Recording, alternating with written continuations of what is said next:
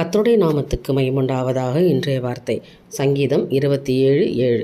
கர்த்தாவே, நான் கூப்பிடுகிற சத்தத்தை நீர் கேட்டு எனக்கு இறங்கி எனக்கு உத்தரவு அருளி செய்யும். எனக்கு அருமையான தேவனுடைய பிள்ளைகளை, இந்த நாளில் எனக்கு நீங்கள் உத்தரவு கொடுங்கப்பா, நான் கூப்பிடுறேன் ஆண்டவரே, என் சத்தத்தை கேளுங்க, எனக்கு பதில் கொடுங்கப்பா, எனக்கு இறங்குங்க ஆண்டவரே என்று சொல்லி ஜெபம் பண்ணுங்க.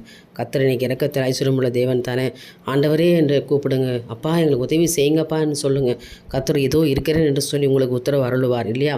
அவர் சொல்கிறார், நான் உனக்கு உத்தரவு கொடுத்து நீ அறியாததும் உனக்கு எட்டாததுமான பெரிய காரியங்களை செய்வேன். அல்லேலூயா. இன்றைய தினத்தில் ஒரு மிகப்பெரிய காரியத்தை கர்த்தர் செய்வார். தினந்தோறும் அந்த வசனங்களை, இங்கே சொல்லப்படுற வார்த்தைகளை நீங்கள் விசுவாசிக்கும் பொழுது கர்த்தர் அதை நிலைநிறுத்துகிறவராக இருக்கிறார். ஆமென். அல்லேலூயா.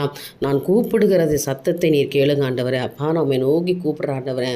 அப்பா, நீங்கள் அறியாதவர் போல் இராதீங்கப்பா, கேட்டு எனக்கு பதில் கொடுங்க, எனக்கு உத்தரவு கொடுங்க, எனக்கு இறங்கும் ஆண்டவர் என்று சொல்லி விண்ணப்பத்தோடு தேவனை நோக்கி பாருங்கள். இன்றைய தினத்தில் ஒரு மிகப்பெரிய அற்புதங்களை ஆண்டவர் உங்களுக்கு செய்வார். நாள் முழுவதும் ஒரு ஆசீர்வாதத்தை கொடுப்பார். நம்பிக்கையோட நாளை துவங்குங்க. தேவனுக்கே மகிமை உண்டாகட்டும். ஆமென்.